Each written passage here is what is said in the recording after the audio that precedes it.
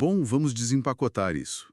Vamos lá! A nossa imersão profunda de hoje entra num território que fascina praticamente todo mundo. Estamos falando das engrenagens ocultas da prosperidade. A famosa mente milionária. Exato. E para quem está nos acompanhando agora, a base de todo o conhecimento que a gente vai destrinchar hoje vem de um rebate riquíssimo. É um painel do canal do YouTube chamado O Conselho. Que reuniu um pessoal de peso, né? Especialistas em finanças, empreendedorismo, investimentos e até em teologia histórica. E a missão da nossa análise de hoje precisa ficar muito clara desde o primeiro minuto. Não vamos entregar nenhuma fórmula mágica de enriquecimento rápido. Porque isso simplesmente não existe. Não existe. O nosso objetivo aqui é decodificar os padrões de comportamento, as táticas de escala e a sabedoria milenar que de fato separam a mediocridade do verdadeiro sucesso financeiro. E o que torna essa discussão tão fascinante é justamente essa interseção de disciplinas.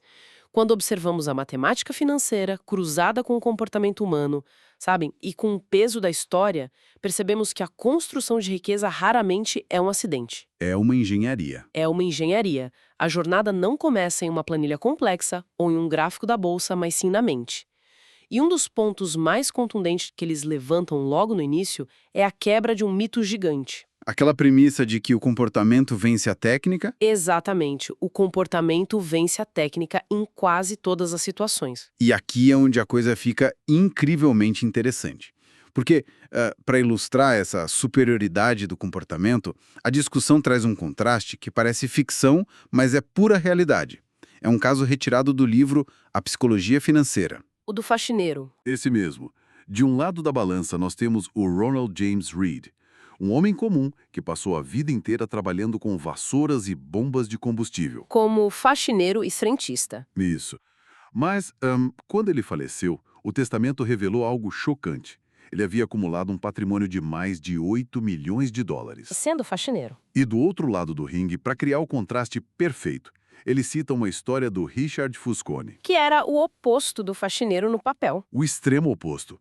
Um economista brilhante, formado na Universidade de Harvard, que chegou a ocupar um alto cargo executivo no mercado financeiro global, alguém que dominava todas as métricas econômicas. E o que aconteceu com ele? Perdeu absolutamente tudo, até a própria casa. Isso durante a crise financeira de 2008. O que levanta uma questão essencial, né? Como é matematicamente e logicamente possível que um faxineiro vença um economista de Harvard no implacável jogo do dinheiro? Pois é. Parece que a conta não fecha. Mas a resposta que eles entregam tem tudo a ver com a ilusão da técnica. A técnica financeira, sabe? Analisar juros, entender as flutuações da macroeconomia, ostentar diplomas e emolduras de ouro. Isso tem um teto de eficácia muito baixo se a pessoa não tiver um alicerce emocional de ferro. Com certeza. E tem um paralelo muito bom que sempre surge quando falamos de emoção e dinheiro, que são os famosos ganhadores de loteria. Nossa, sim. Esse é o exemplo clássico da assimetria entre ter o capital e ter a mente para o capital.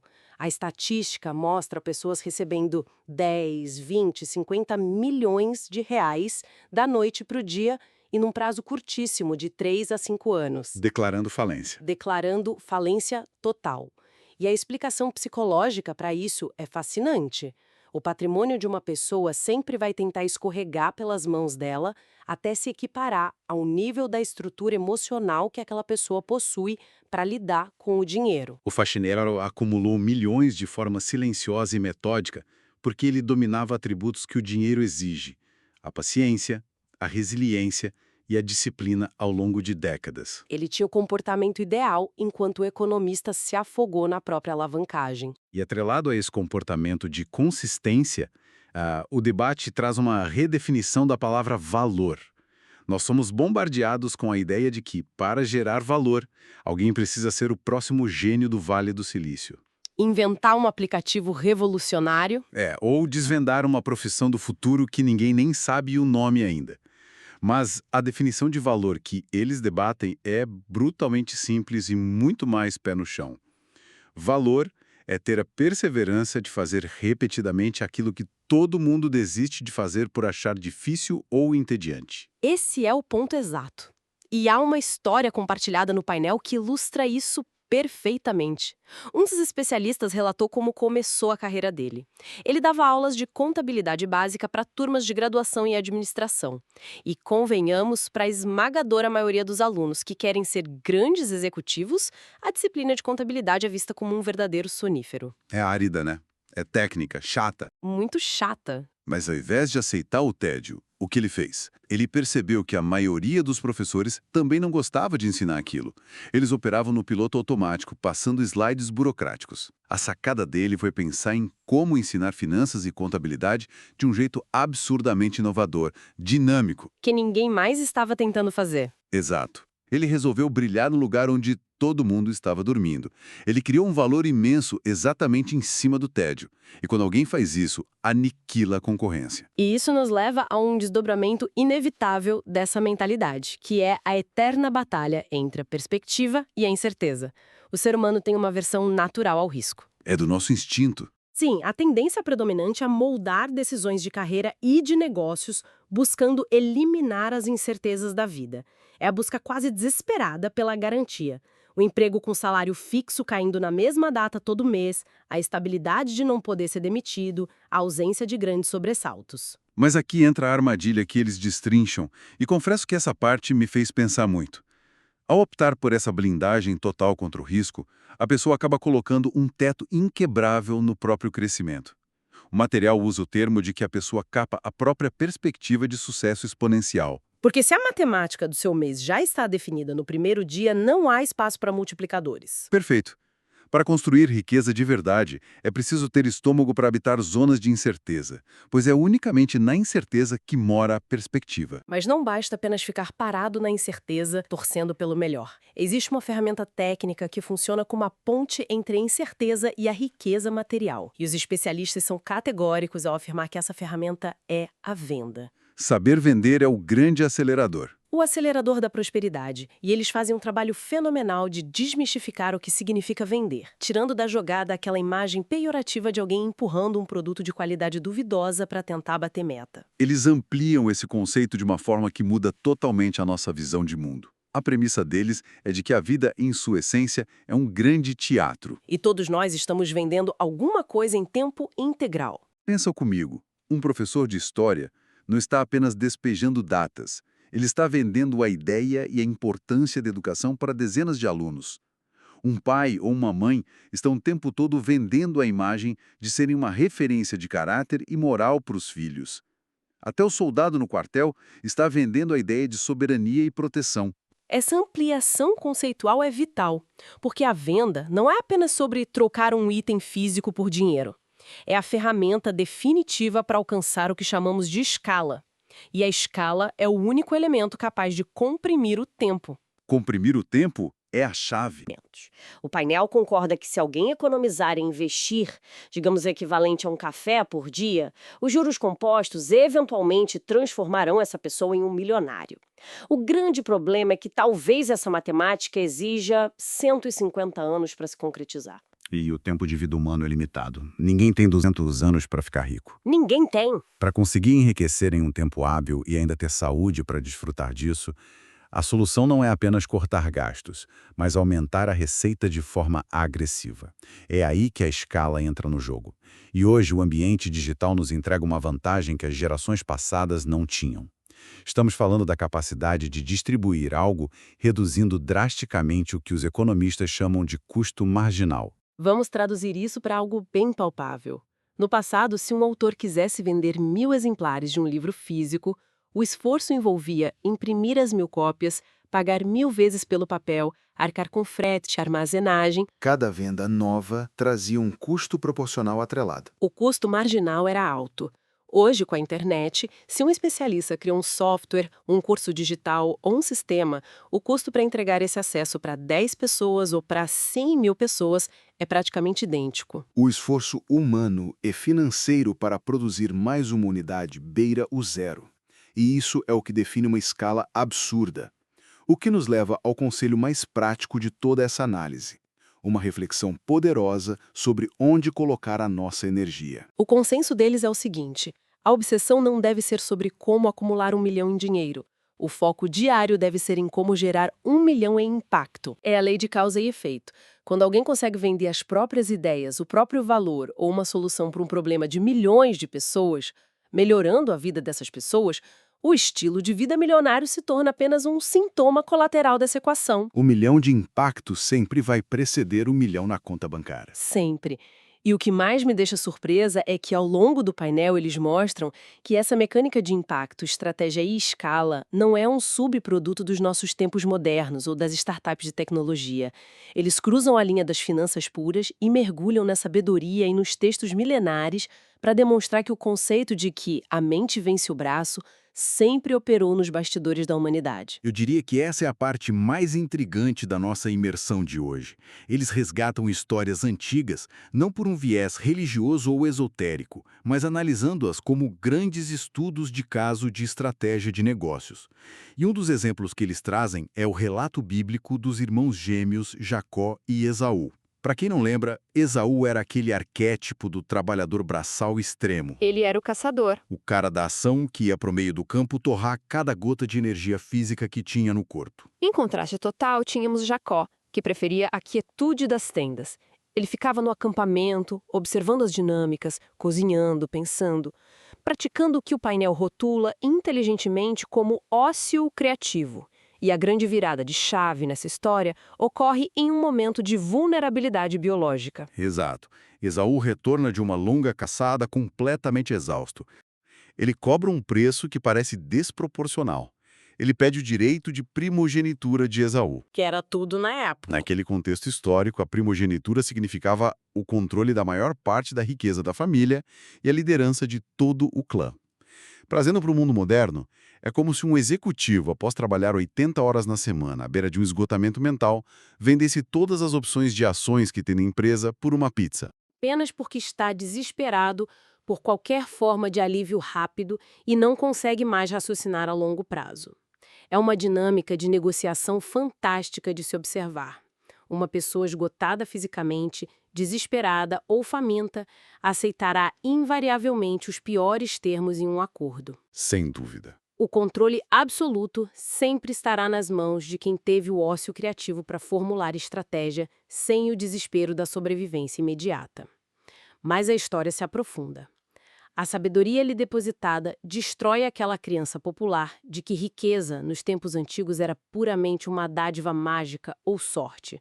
O que diferenciava quem prosperava era uma obstinação extrema e a capacidade de suportar o longo prazo. A obstinação de Jacó é um caso à parte. A propósito, o relato detalha como ele trabalhou 14 longos anos praticamente de graça, lidando com um sogro que o enganou seguidas vezes, tudo por causa de um objetivo. Mas quando chegou a hora de construir a própria independência financeira, ele voltou a usar a mente em vez do suor desgovernado. A história das ovelhas malhadas. Sim, ele fechou um acordo comercial aparentemente ruim. Ficaria com todos os animais malhados e pintados do rebanho, que na época eram a minoria. Só que Jacó, como sempre, havia usado seu tempo livre para observar a natureza.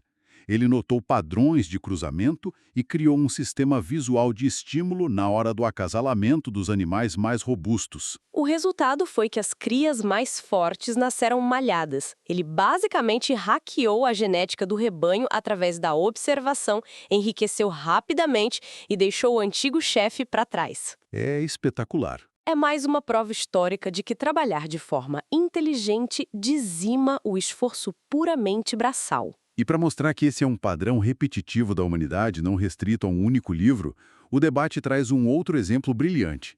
Desta vez, viajamos para a Grécia Antiga para analisar a mente do filósofo Tales de Mileto. Conta a história que Tales era frequentemente alvo de chacota dos comerciantes pragmáticos da época. A piada recorrente era que, se a filosofia fosse tão boa, os filósofos seriam os homens mais ricos da cidade e não os comerciantes. E como ele respondeu a isso? Com uma aula magna de antecipação e controle de risco. Ele decidiu provar que os intelectuais tinham plena capacidade de enriquecer caso colocassem sua energia nisso. Usando seus estudos aprofundados de astronomia, ele começou a observar o alinhamento das estrelas e os padrões climáticos ao longo do ano. E, baseado apenas em dados e conhecimento científico, ele previu que o outono seguinte traria uma safra de azeitonas como nunca se havia visto na região. Então, com essa informação em mãos, ele foi ativamente para aquela zona de incerteza da qual falamos antes. Ele pegou o pouco dinheiro que tinha e, no meio do inverno, meses antes da colheita, foi até os donos das prensas de fazer azeite da cidade de Mileto e da ilha vizinha. E aí ele adiantou um pequeno valor e alugou os direitos de uso de todos aqueles equipamentos para a época da safra. Ele não plantou uma árvore sequer, não capinou terreno nenhum, apenas controlou o gargalo da produção. Quando chegou o momento e a colheita monumental se confirmou, o caos se instaurou. Todo mundo tinha verdadeiras montanhas de azeitonas que precisavam ser espremidas rapidamente antes que apodrecessem. E adivinha só quem tinha o direito exclusivo de uso de absolutamente todas as prensas de azeite da região? O próprio Tales. Como ele detinha um monopólio temporário, ele pôde sublocar o maquinário pelo preço que bem entendesse. Ele construiu uma fortuna colossal em um curtíssimo espaço de tempo. Os especialistas brincam que esse foi o primeiro registro histórico do que hoje chamamos de negociação de opções. Explicando de forma simples para nossa audiência, negociar uma opção é quando a pessoa paga um valor hoje para garantir o direito de comprar ou usar algo a um preço fixo no futuro. O que ele fez há séculos é exatamente a mecânica sofisticada de Wall Street operando hoje. A estratégia engolindo a força física. É fascinante, mas isso nos coloca diante de um dilema complexo. Se a história prova repetidamente que o uso estratégico da mente, a inteligência emocional e a coragem de assumir riscos calculados formam um caminho tão sólido, a pergunta óbvia é: o que impede as pessoas de aplicarem isso em suas vidas? E é aqui que a discussão entra em uma seara mais crítica, analisando o peso colossal da nossa cultura, a sedução da falsa segurança e o grande perigo do que chamamos de senso comum. Eles descem a fundo na realidade do ambiente em que estamos inseridos. Usando o cenário brasileiro como foco, o painel levanta um dado que faz a gente parar para pensar. Eles apontam que existe um contingente de cerca de 18 milhões de pessoas estudando fervorosamente para passar em concursos públicos. Isso reflete um modelo mental que foi empurrado para nós desde os tempos de escola. A fórmula mágica do senso comum que diz: tire boas notas, entre em uma faculdade, arrume um emprego fixo que pague as contas por 30 anos e, no final, deixe que o Estado cuide de você através da aposentadoria. E aqui precisamos contextualizar uma reflexão muito madura que eles fazem sobre sistemas políticos e como a cultura influencia o nível de empreendedorismo de um povo. O debate entra nas diferenças de mentalidade entre países com heranças históricas baseadas no assistencialismo estatal e nações fundamentadas no livre mercado e na assunção de riscos. E claro, sem entrar no mérito de qual sistema político é ideal. Nosso papel aqui não é defender cartilhas ideológicas, mas sim observar o impacto prático nas finanças. Exatamente, o nosso foco é a análise financeira. E os dados apresentados mostram uma dura realidade matemática. As fontes debatem como diferentes sistemas políticos e culturais influenciam o empreendedorismo e concluem que buscar excessivamente essa proteção institucional e previsível afasta as pessoas, em larga escala, da chance de construir riqueza real. O teto imposto por essas garantias, especialmente quando corroído pela inflação ao longo de décadas, desenha uma estrada rumo à subsistência, não à prosperidade. Para visualizar de forma clara como o ambiente e o jogo que a pessoa decide jogar limitam severamente o potencial dela, eles introduzem uma analogia brilhante. Eles comparam a carreira de um atleta de rugby com a de um atleta de golfe, usando o Brasil como pano de fundo. Imagina, um jogador profissional de rugby que atua em território nacional. Pensa na dedicação desse atleta. Sim, ele acorda às 5 da manhã, tem uma disciplina de alimentação quase militar, treina até vomitar, estuda táticas, levanta pesos absurdos e dá o sangue em cada partida. Ele faz absolutamente tudo certo. Mas, devido à falta de popularidade do esporte e de mercado ao redor dele, o teto financeiro que esse atleta vai alcançar no auge da carreira será de alguns poucos milhares de reais por mês. Agora transpõe essa mesma dedicação para outro cenário. Pense em um jogador de golfe competindo em circuitos internacionais. Esse jogador vai acordar às 5 da manhã com a mesma exatidão, aplicar a mesma quantidade imensa de foco, técnica e disciplina rigorosa nos treinos. O esforço é idêntico, o suor é o mesmo. Mas quando o jogador de golfe ganha um campeonato importante, ele leva para casa cheques na casa dos milhões de dólares, além de patrocínios astronômicos. O talento e o mérito existem nos dois casos. A dedicação é inquestionável em ambos. Mas a diferença abissal de resultado financeiro é ditada única e exclusivamente pelo jogo que eles escolheram jogar. E essa constatação gera um desconforto gigante, porque existem profissionais inteligentíssimos, extremamente trabalhadores, que se frustram porque não conseguem sair do lugar financeiramente. E a resposta cruel pode ser que eles estão trabalhando perfeitamente bem, mas estão jogando rugby em um país onde isso não tem escala comercial. Às vezes, o grande segredo da virada não é colocar mais horas de trabalho, fazer mais hora extra ou sacrificar mais fins de semana. É ter a lucidez e a coragem de mudar de campo e escolher jogar um esporte que não limite os seus ganhos. E quando a pessoa finalmente tem essa lucidez, entende as regras, muda o jogo e começa a prosperar de forma expressiva, esbarramos na grande questão filosófica de toda essa trajetória. Para quê? Qual é a real utilidade de ter muito dinheiro, para além de pagar as contas essenciais? A síntese que o painel faz, unindo as lições modernas com a filosofia antiga, destrói completamente aquela visão fútil e egoísta da riqueza. Segundo os especialistas, o dinheiro acumulado possui, em sua essência, duas funções. Ele te posiciona no tabuleiro da sociedade e ele te confere uma voz ativa. Mas uma voz que exige um nível de responsabilidade tremendo. O material enfatiza fortemente que o passo número 1, o dever inegociável de quem começa a prosperar, é garantir a segurança da própria família.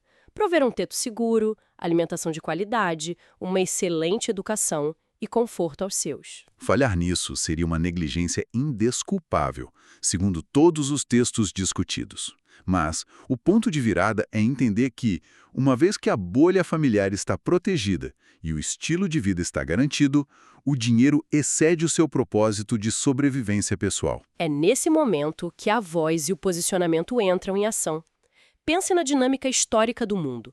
Quem dita as regras do jogo social, quem molda leis e comportamentos, geralmente são os detentores dos grandes recursos. Portanto, se pessoas com bons princípios decidem que não querem enriquecer, elas deixam uma lacuna de poder que rapidamente será preenchida por quem não tem ética nenhuma. O dever moral de quem enriquece de forma íntegra é usar essa prosperidade para influenciar o bem comum, criar oportunidades de emprego, ditar regras mais equitativas e estender a mão aos que não têm defesa. A riqueza se transforma na alavanca mais poderosa para a mudança social. E para ter a chance de gerar esse volume de recursos e, consequentemente, esse nível de impacto, eles apontam um caminho prático para a nossa geração, que é aprender a surfar as revoluções tecnológicas. Eles voltam no tempo para nos lembrar do Renascimento, quando o sistema de números indo-arábicos chegou à Europa, substituindo os numerais romanos. Isso revolucionou a forma de fazer contabilidade e comércio. E as famílias e os comerciantes que entenderam e aplicaram essa tecnologia matemática rapidamente acumularam riquezas obscuras. Foram essas riquezas que mais tarde financiaram toda a explosão artística e intelectual do Renascimento europeu. A mecânica da história sempre se repete em ciclos. Esses bondes tecnológicos surgem de tempos em tempos para redistribuir a riqueza global. E os especialistas concordam que hoje vivemos um desses momentos de hipervelocidade. Tivemos o bonde da internet comercial estourando no início dos anos 2000, onde fortunas foram feitas do zero. Vimos o boom criptográfico com o Bitcoin na década passada e agora o mundo inteiro está de frente por um monumental avanço da inteligência artificial. E a posição dele sobre isso é claríssima. Para quem está em uma posição onde ainda não acumulou patrimônio, para quem não tem uma longa e rígida reputação pública no mercado tradicional para proteger, ou seja, para quem tem muito pouco a perder, existe a obrigação estratégica de mergulhar de cabeça nessas inovações. Enquanto o senso comum entra em pânico, inundando as redes sociais com o medo de que a inteligência artificial vai aniquilar os empregos, A mentalidade focada na abundância lê a situação por outro ângulo. O alerta que eles deixam é que um emprego humano não será roubado pelo código de um robô ou por um modelo de linguagem artificial. O emprego humano será roubado pelo outro profissional humano que teve a humildade de aprender a usar aquele modelo de inteligência artificial como uma alavanca para multiplicar a própria capacidade de entrega. Quem entende a ferramenta multiplica a sua escala. O que nos leva ao momento de conectar todos os pontos que trouxemos dessa verdadeira aula que essas fontes nos deram hoje. Se olharmos de cima, o roteiro da mente milionária que dissecamos é o completo oposto daquele que costumamos aprender na sala de aula tradicional. Fica muito evidente que a base de tudo é curar as próprias falhas emocionais e ter a disciplina de ferro do faxineiro antes de querer dominar técnicas mirabolantes. Totalmente. A jornada requer coragem para abrir mão da falsa garantia de que o Estado ou um contrato de trabalho longo vão resolver a vida do indivíduo, para então abraçar a zona de perspectiva através das vendas e da escala. E, acima de tudo, exige a clareza histórica que vimos em exemplos desde a antiguidade, de que a estratégia, o ócio criativo e a adaptabilidade sempre vão subjugar o esforço físico bruto que atua sem direção. Que obrigatoriamente precisa gerar uma autoavaliação dura para a nossa audiência agora, onde quem nos escuta está colocando seu esforço sagrado de todos os dias. Será que o seu suor está irrigando um modelo de vida ou uma profissão que já tem um teto de ganhos pré-determinado? Ou será que o indivíduo está pavimentando um caminho no qual o sucesso tem uma perspectiva de escala invisível? No fim das contas, a diferença brutal entre correr horas em cima de uma esteira ergométrica, onde a pessoa sua litros, mas não sai do lugar, e correr em uma pista de decolagem. Essa reflexão não é confortável. Envolve, muitas vezes, romper com as crenças mais enraizadas que absorvemos dos nossos pais, dos nossos professores e da cultura ao nosso redor. Exige um desapego do senso comum que poucas pessoas estão preparadas para fazer. Mas é exatamente por causa desse desconforto que eu quero fechar a nossa imersão de hoje com uma provocação final. Nós passamos essa análise inteira esmiuçando os receios das pessoas em inovar, em sair da curva, em mudar de jogo e buscar incerteza. Mas, se prestarmos atenção a tudo que as nossas fontes comprovaram historicamente hoje, se a inteligência vence a força braçal de lavada, se o controle do próprio comportamento humilha os diplomas acadêmicos mais caros do mundo, e se as novas tecnologias continuam criando janelas para saltos de classe social, será que, no mundo complexo em que vivemos hoje, o maior de todos os riscos financeiros que alguém pode correr é, ironicamente, tentar jogar um jogo com excesso de segurança? Fica a pergunta. Será que a atitude mais perigosa para o próprio futuro não é justamente se recusar a desaprender as regras de segurança que o senso comum insistiu em ensinar a vida inteira? Fica a reflexão para martelar na cabeça. Muito obrigado por nos acompanhar até o fim em mais esta análise profunda. Até a próxima.